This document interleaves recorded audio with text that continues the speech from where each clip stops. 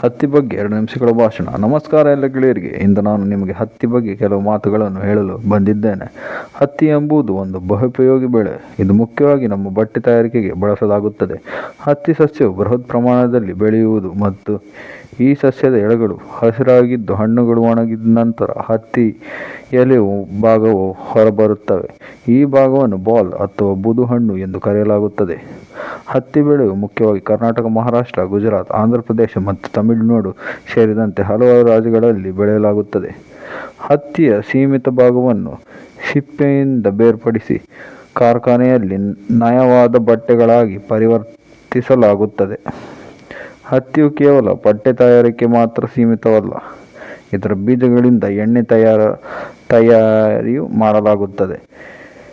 ಇನ್ನುಳಿದ ಭಾಗವನ್ನು ಪಶು ಆಹಾರಕ್ಕೂ ಬಳಸಲಾಗಬಹುದು. ಹತ್ತಿ ಕೃಷಿಯು ಸಾವಿರಾರು ರೈತರ ಆರ್ಥಿಕ ಆಧಾರವಾಗಿದೆ. ಅಂತಿಮವಾಗಿ ಹೇಳಬೇಕೆಂದರೆ ಹತ್ತಿ ನಮ್ಮ ದಿನನಿತ್ಯದ ಬದುಕಿನಲ್ಲಿ ಬಹುಮುಖ್ಯ ಉಪಯೋಗ ಹೊಂದಿರುವ ಬೆಳೆ.